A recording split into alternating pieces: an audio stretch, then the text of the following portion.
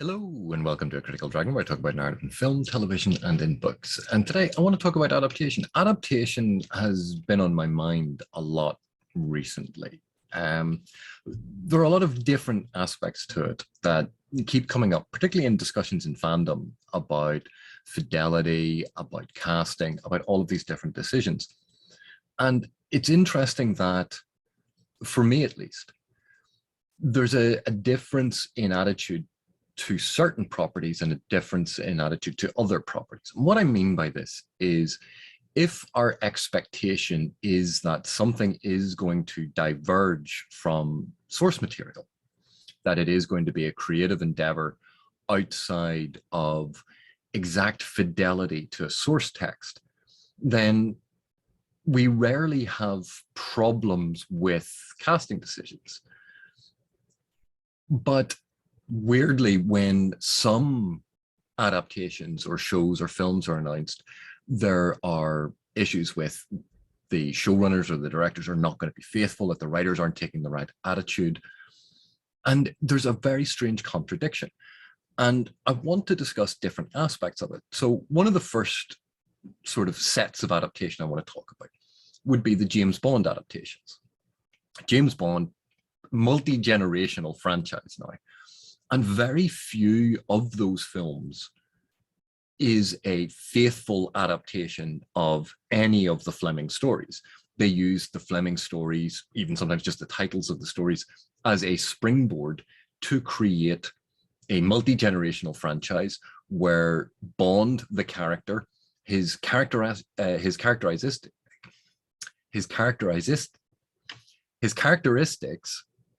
have changed radically depending on the different portrayal. When you look at the Sean Connery version, the George Lazenby version, the Roger Moore version, even the first couple of Roger Moore, the last couple of Roger Moore, the Timothy Dalton, Pierce Brosnan, all the way up to Daniel Craig. And that's not counting radio plays or the Casino Royale sort of comedy film that actually had Woody Allen in it. But each of those was, in a sense, adaptation of Bond.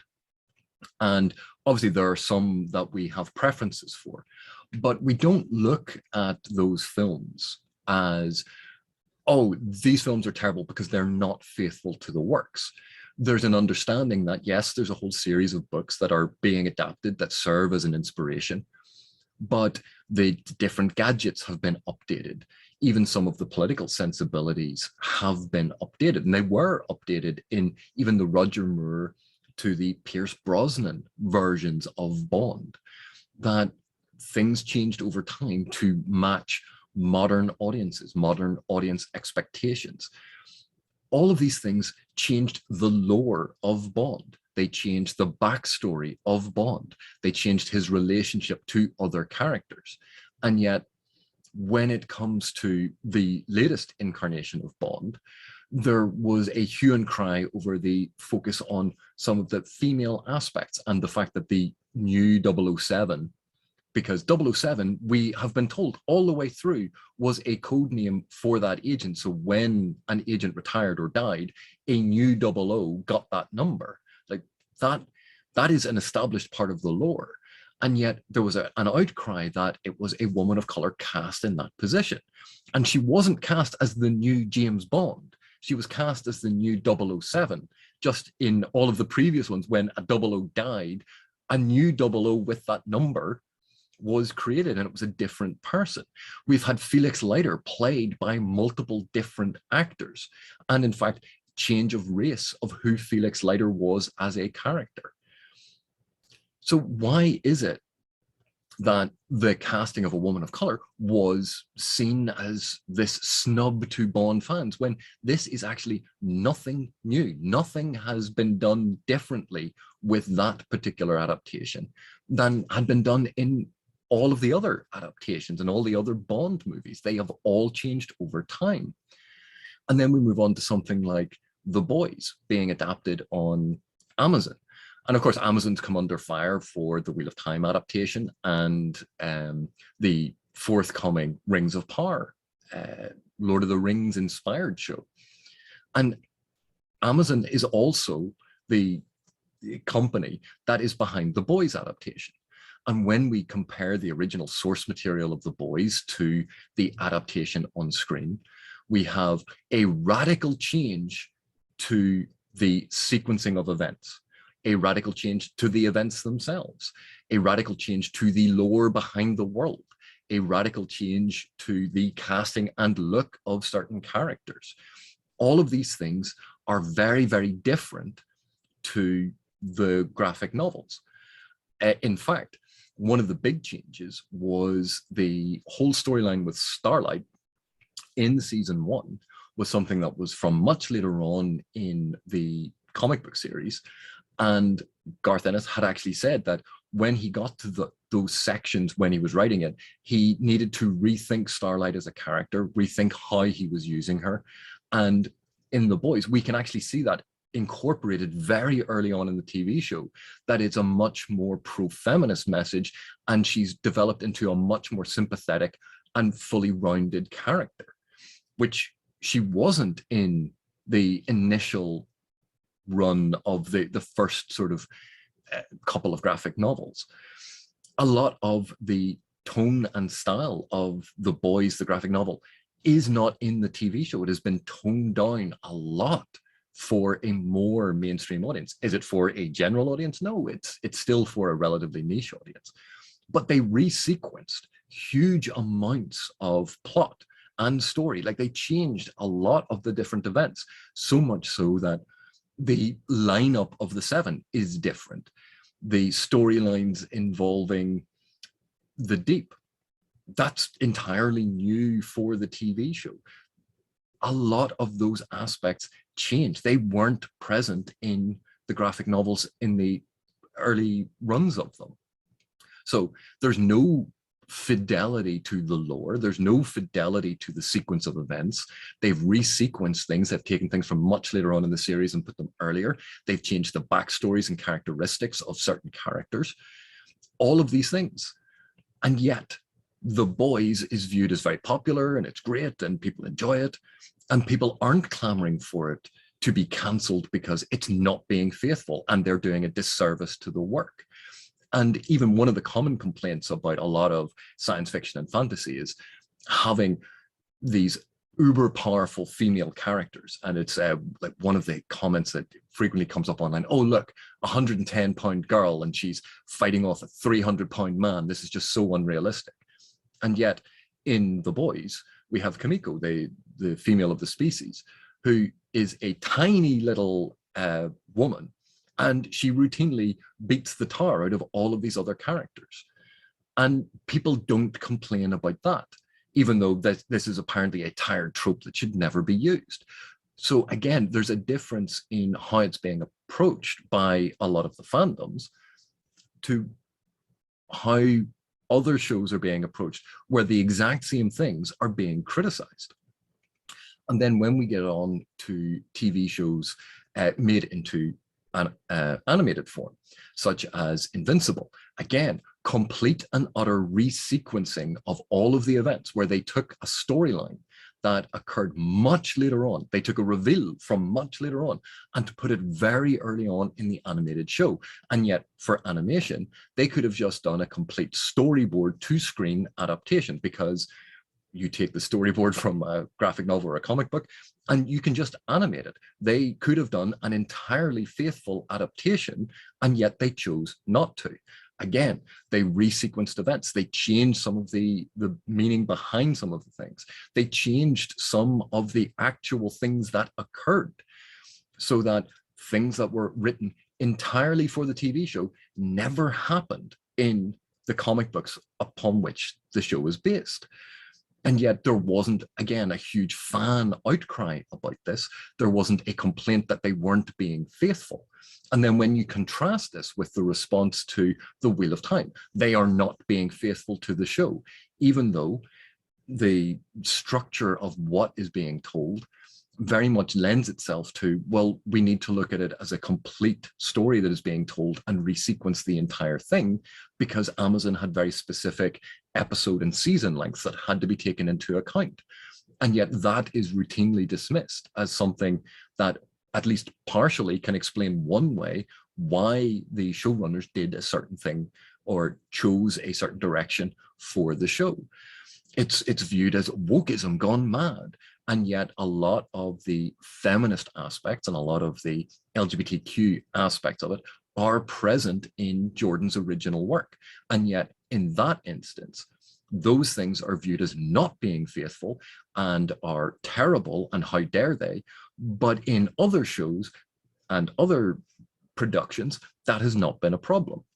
When we look at the recent adaptation of Reacher, again, another show on Amazon, and in Reacher, we have a tiny, small female character who kicks ass. Again, the thing that is always sort of complained about, why do we have to have these tiny female characters who are so kick-ass? And yet her character, the sheriff's deputy, is brilliant. She's a fantastic actor, fantastic portrayal, and Reacher is a fairly enjoyable show. Yet it also diverges significantly from aspects of the book upon which it was based. So we keep coming back to this aspect of why is it in certain circumstances that changing a character's race and ethnicity is viewed as this is absolutely terrible, when we accept Felix Leiter changing and it wasn't a big deal. When we look at something like Firefly and Serenity, when Summer Glau was playing River, that character attracted a lot of certain aspects of fandom, reacted quite negatively to this as this manic pixie dream girl who just kills a whole load of people, and it's a tired trope and it's unrealistic. When we have Vikings and Vikings Valhalla, which has historical, at least some historical merit, but the inclusion of female Viking warriors, because Vikings did have shield maidens. There's existing archaeological evidence for this, that this is not something the showrunners made up. And yet that is criticized in certain aspects of fandom. And so it doesn't matter that it's historically faithful. It doesn't matter that it has its roots in reality, that this is now a criticism that can be labeled at the show. And it strikes me as increasingly strange that some shows, regardless of what they are doing, how they are doing it, if that show does it, it gets criticized. And yet adaptations of other extant works, other novels, other series are not criticized for the same thing.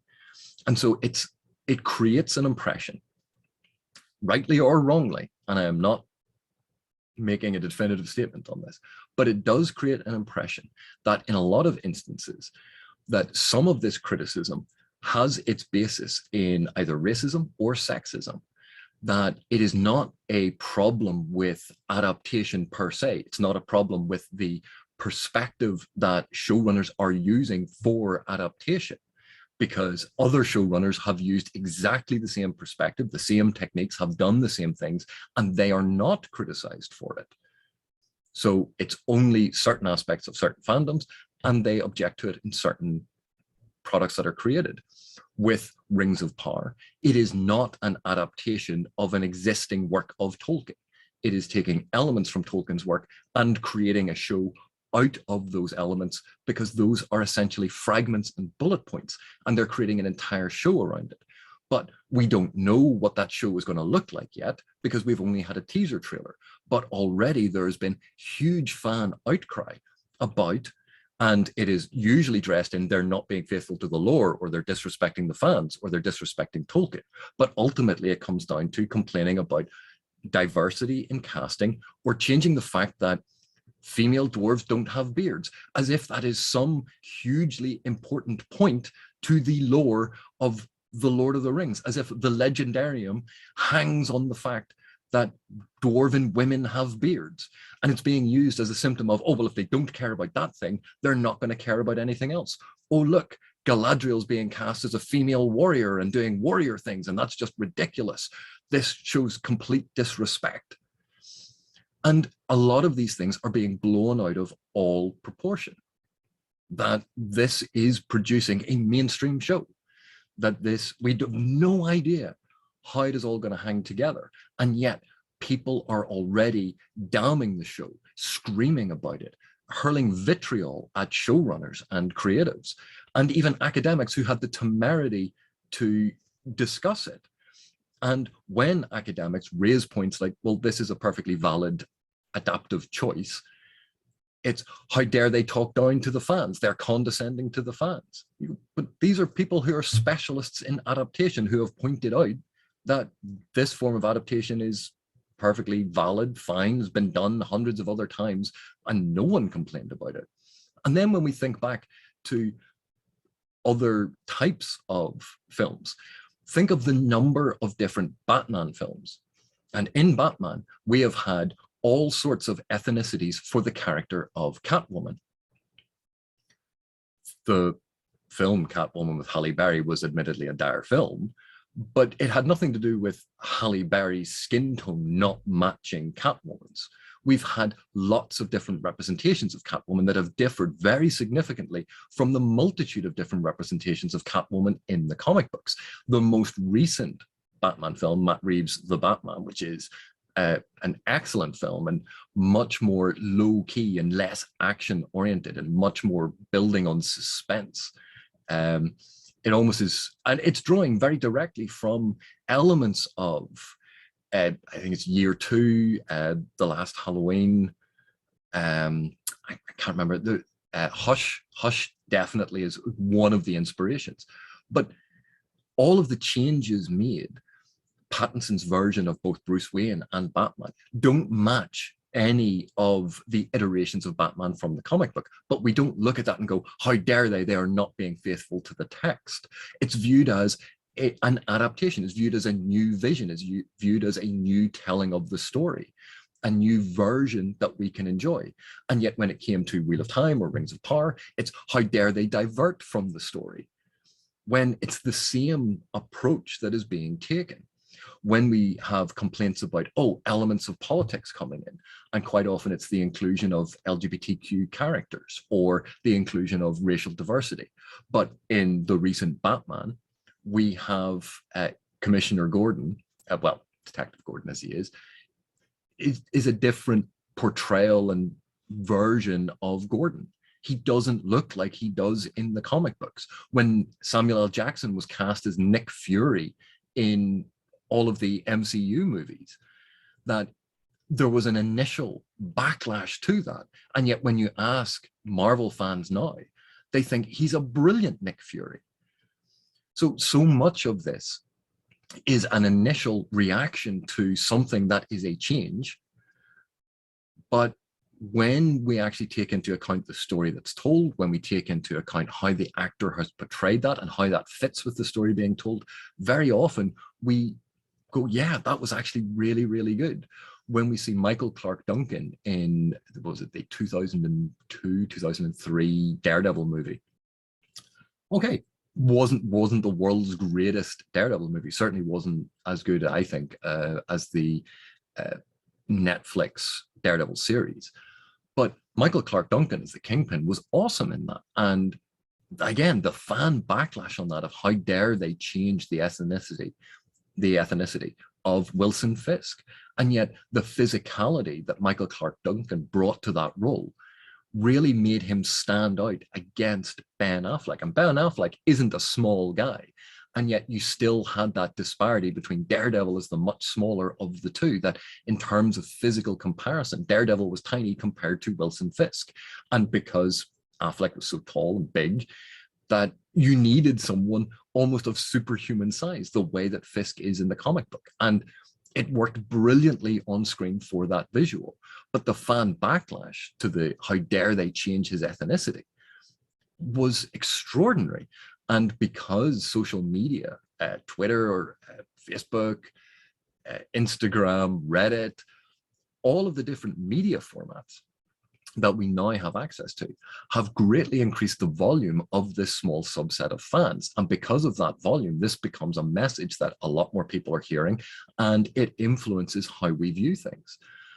But what it comes down to is, why is it that some adaptations we absolutely accept that it is perfectly valid for that adaptation to diverge significantly from the comic book, or significantly from the novel, or significantly from whatever source material. That's fine. And they produce a brilliant film or television show out of it. We love that. Except, well, no, that show's not allowed to do it. And if they're not being faithful, then they are doing a bad adaptation. And that is a double standard that gets applied. When someone is producing a Bond movie based on a Bond book, we don't immediately scream that they're not being faithful to a Bond book. And even when we think of the adaptations of comic books to the animated form of comic books, and DC has an entire run of all of these straight to DVD, really, animations of specific limited runs or graphic novels that are telling one specific story. And yet they frequently diverge very significantly from the book that they are based on. And in fact, because of a choice of animation style or a choice of art style, the look of them aesthetically is completely different to the look and style of the comic book. But when we have something like Neil Gaiman's The Sandman being adapted for TV, and Gaiman himself, the author, the person who knows these characters inside out, is involved as a showrunner, is involved as a writer, is involved in the casting decisions, and the fan outcry over Death now being cast and being played by a Black woman, and the hue and cry over that, that Gaiman was now disrespecting the fans. You go, here's the author of The Sandman involved in this, saying she is brilliant, she really brought the character to life. And yet people, even on my YouTube channel, were commenting that this was disrespecting the fans. How dare they? But we have seen nothing about how the character is being written, how the character is being portrayed. And in the case of The Sandman, it is almost ludicrous to complain about this, because we have seen Dream in the multiple stories, because dreams and all of the Endless, in fact, can physically shift their form. But Dream is always perceived by the viewer, by the reader, or by the people in the story, and his form shifts. He has been drawn and illustrated as a cat, as a Masai Mara warrior in sort of sub-Saharan Africa. All of these different portrayals, even in Vess and Gaiman's A Midsummer Night's Dream, that particular issue, Dream looks radically different to how he looks in other issues. And in the 1001 Arabian Nights inspired one, Ramadan, which is a brilliant issue of The Sandman as a standalone. It is an absolutely fantastic issue. But in that, again, Dream looks radically different. And yet there is this perception that Dream must look a certain way, Death must look a certain way. She has to have this spiky, punky, goth look. But in the sequence with Orpheus, that's not how Death looks, until we go into her realm, and then she's dressed in 80s jogging gear. That this is a malleable manifestation of an abstract ideal. And it's far more important about her characteristics and how she is portrayed than how she looks. And yet people got very bent out of shape when it was revealed that instead of having John Constantine in for one issue or one episode, and then Joan Constantine, who's a character in the rest of it, they're just going to conflate them and just have Joan Constantine because she's in it for the predominant series. And that may, in fact, have something to do with intellectual property rights, and the fact that John Constantine, the rights are currently with the CW for production of a whole load of things. Maybe Gaiman didn't have the rights to John Constantine to use in The Sandman. And yet people took this as, oh, this is wokeism gone mad. It's like, have you read The Sandman? The Sandman is an incredibly liberal, progressive comic book. And all of this is to say, you don't necessarily have to like an adaptation. And you may very well think that all of the ones that have had divergences from the source material, they're all bad because they all diverge from the source material. But at the end of the day, these are all very valid choices for adaptation. No one is saying that you have to like the finished product. But to complain about it, that it is all politically motivated, or it is all because they are disrespecting fans or disrespecting the lore, is ignoring the practicalities of adaptation from one medium to a different medium. It is also ignoring the fact that adaptation is not necessarily about the literal translation of a source text to the screen. And we only have to look at Peter Jackson's Lord of the Rings to see where a significant divergence from the source material occurred and now is viewed incredibly favorably by the fans, despite the fact that at the time, a lot of Tolkien fans were aghast and sent some very critical and abusive messages online to Peter Jackson, to the creative team, that he was disparaged and threatened and received a lot of abuse for how dare he disrespect Tolkien's legendarium, how dare he disrespect the Lord of the Rings. But for many fans, when we see those films, they are a brilliant articulation of one vision of the Lord of the Rings, despite the deviations from the lore, despite the curtailment and excision of some of the aspects of the novels that we thought were incredibly important.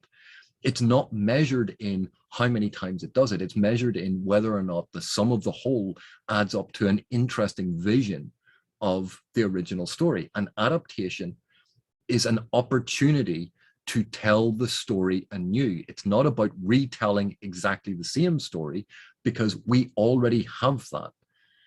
An adaptation is about a different version of it. An adaptation always has been. And when we have complaints about, well, now they're bringing politics into it. When we think of Verhoeven's adaptation of Starship Troopers, that is a fantastic adaptation. It completely inverts a lot of what Heinlein did in Starship Troopers, the book, but it remains incredibly faithful to a lot of the moments of the book. Yet the political ideology behind it is the antithesis of what most of us see when we read Heinlein's work. It's still a really good and interesting adaptation. No one is saying that you have to like it, and no one is saying it is faithful to Heinlein's vision, but that's not the marker of how you judge an adaptation. Is, does it tell a really good, interesting story? Is it consistent with itself? Is it consistent with a vision of that story, be it a subversion, a straight retelling, or some variant that is halfway between them? And when we take into consideration the fact that when we read, when we consume narrative, we attribute meaning and importance to different aspects, and not everyone attributes the same importance and the same meaning to the same aspects. We all see things differently. It is a core principle of reader response theory. And yet, when it comes to an adaptation that is not being faithful, like The Wheel of Time, how dare they diverge from the book? And you go, season 1 was not called Eye of the World. It wasn't an adaptation of the Eye of the World. It is an adaptation of the whole of The Wheel of Time. But people literally went through every episode and noted the divergences from the book. If you're going to do that, sit down with Peter Jackson's The Fellowship of the Ring, open up the book and do the same thing, and count just how many changes there are, because you will be surprised by how much has changed from Tolkien's vision of the story. And I apologize if I seem annoyed about this, but there's been so much vitriol online, so much aggression online, so much hate online, and fans of these works. We love the stories that these are based on, and this is a new vision of all of these different stories coming to the screen, and we're excited about it, and we want to see it. And if it's not meeting our expectations, that might be disappointing. But being disappointed in the approach that someone is taking is not an excuse to throw racist or sexist or homophobic abuse at people. And believe me, when Philip Chase and I were discussing The Wheel of Time, the filter on my YouTube channel managed to catch the vast majority of it. But so many people were throwing out these comments that had nothing to do with what the show was actually doing, but were complaining that it wasn't fulfilling what they wanted from a show. And there's a massive difference there.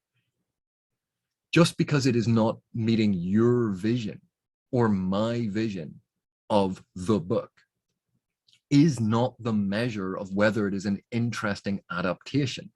And when people went, oh, well, yeah, I know COVID interrupted it, and then dismiss it, The Wheel of Time season 1 was horrendously beset and problematized by COVID interruptions, 2 separate COVID interruptions, a main actor leaving, and the rewrites that had to be done on the fly. The fact that you could no longer schedule actors or extras or the availability of certain things because a pandemic was on the planet.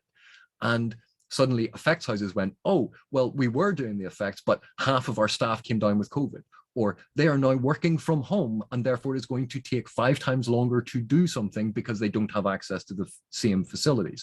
Oh, you wanted 500 extras? They were available last week. They're not available next week, but they might be. We're not sure, but they might be available in a month's time. You can't constantly reshift and reschedule entire shooting schedules on the off chance that something might be available later. You have to go with what you know and what you can produce. And yet you point this out to people and they go, oh, but so much money was spent on it. Witcher season 2 was better.